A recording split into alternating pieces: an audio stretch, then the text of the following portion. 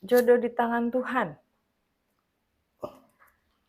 Sebenar-benarnya arti dari jodoh di tangan Tuhan. Jodoh di tangan Tuhan maksudnya tuh bukan hanya karena dipertemukan atau dibersamakan, tapi diridhoi. Kan gitu. Kita dipertemukan Tuhan dengan pasangan kita. Oke. Tapi kalau kita ngejalaninnya tidak baik, egois, berantem mulu, ribut mulu, saling menuntut, gak pernah tenang, ujung-ujungnya Allah gak ridho. Ada jodoh yang tahu-tahu nggak sengaja kita tahu-tahu merasa cinta, merasa sayang dan menikah. Sebentar waktunya. Tapi karena cara ngejalaninnya baik, saling menghormati, saling menghargai, berbagi, satu kesatuan, simbiosis, mutualisme, akhirnya diridhoi Tuhan. Jadi jodoh di tangan Tuhan yang dimaksud itu maksudnya jodoh yang diridhoi karena cara kita menjalaninya itu benar. Akhirnya diridhoi. Iya, itu yang disebut di tangan Tuhan. Ini kadang nggak menganggap itu di tangan Tuhan, prakteknya tuh tidak sesuai harapan Tuhan gitu. Itu. Jadi jodoh di tangan Tuhan itu menurutku jodoh yang diridhoi oleh Tuhan karena secara prakteknya benar, saling berbagi, segala hal bercerita, tidak ada yang ditutupi, hormat menghormati. Nah sekarang ini kan enggak. Kadang-kadang belum menikah aja udah nulis surat perjanjian pranikah. Tapi di satu sisi berkata kalau bisa dirimu jodohku selamanya. Nah, itu dia. Bolak-balik manusianya.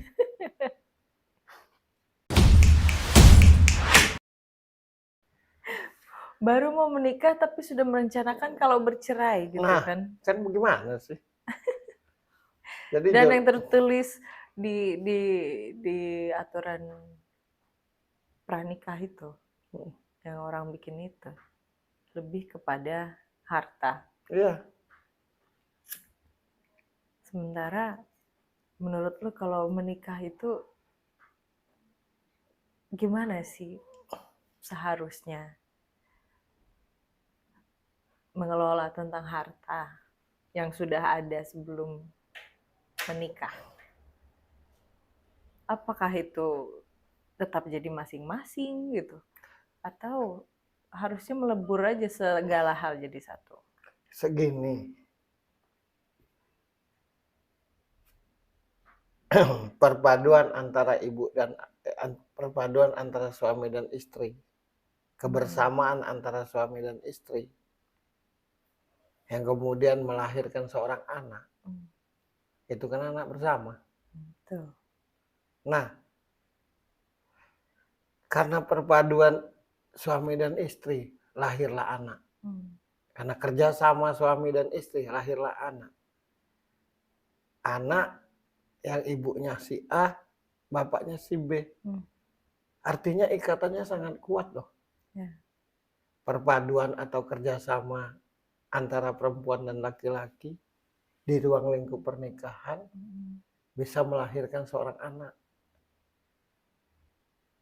Harusnya harta mah nggak usah begitu. Harusnya kalau soal harta ya berbagi aja bersama-sama. Ya sudah melebur jadi satu kan segala hal. Ya iyalah. Nah ini enggak kayak bisnis. Kalau aku nikah dengan itu untungnya sekian. Kalau dengan nikah dengan ini ruginya sekian. Apakah itu akan dapat ridhonya Tuhan? Contohnya Datpila dengan Vidya ini kenapa jadi bahan omongan? Iya. Itu tanda kitanya semakin hari semakin nggak ngerti dengan apa maksudnya Tuhan. Gitu kan.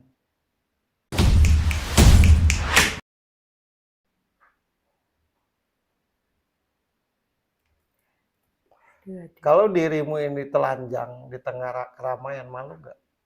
Malu lah. Tapi kalau kamu telanjang di depan suamimu, pasti enggak. Ya. Nah itu saking kuatnya ikatan sebuah pernikahan. Ada seorang laki-laki telanjang di keramaian, pasti dianggap gila dan tidak tahu malu. Tuh. Ada seorang istri telanjang di keramaian, dianggap gila dan tak tahu mau. Tapi seorang suami tidak malu telanjang di depan istrinya. Seorang istri tidak malu telanjang di depan suaminya. Dihilangkan batas itu oleh Tuhan. Dihilangkan batas. Bahkan Tuhan bilang, kalau engkau bertelanjang tubuh di depan perempuan, atau perempuan bertelanjang tubuh di depan laki-laki, bahkan itu disebut Tuhan itu maksiat. Maksiat itu hilang ketika sudah diikat oleh sebuah pernikahan. Saking tinggi dan kuatnya pernikahan. Bahkan pernikahan itu dikategorikan ibadah. Ibadah. Nah, kita tuh main-main. Main-main menurutku. Sudah hitung-hitungan harta, sudah ini, sudah itu. Jadi menurutku apa yang dilakukan manusia ini ketika menikah melecehkan Tuhan gitu. Melecehkan Tuhan. Nggak ngerti yang disebut pernikahan itu apa gitu. Sekedar ada saksi, dinikahkan oleh wali, sah, habis itu sendiri-sendiri. Hartamu, hartamu, hartaku, hartaku. Nah, giliran masuk kamar baru berbagi. Di luar kamar, enggak. Giliran masuk kamar berdua tidak berbagi. Gitu. Pokoknya harus bersatu kalau masuk kamar berdua. Nah, di luar kamar baru berbagi, kan gimana sih? Ya, iya kan? Ya, kebalik-balik. Jadi maunya tuh apa gitu.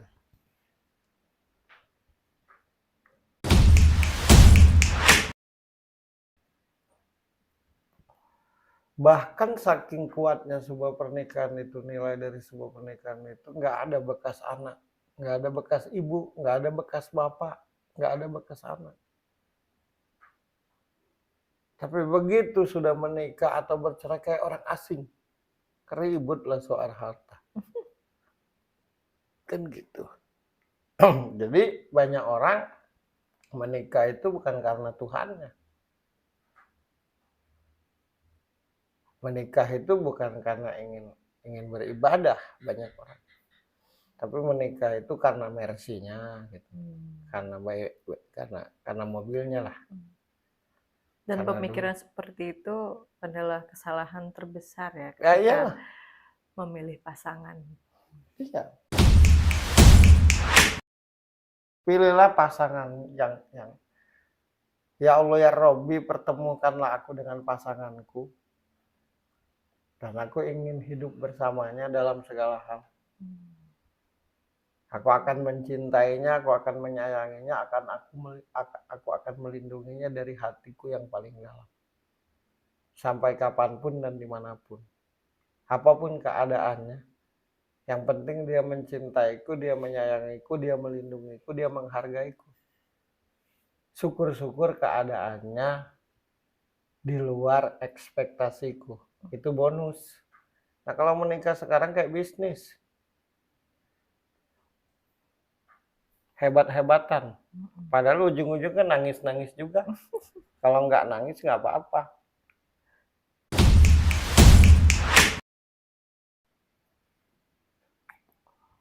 Nah gitu. Contoh pemikiran bahwa ketika Pidia dengan Datvila ini menikah kan jadi pertanyaan. Itu kan contoh.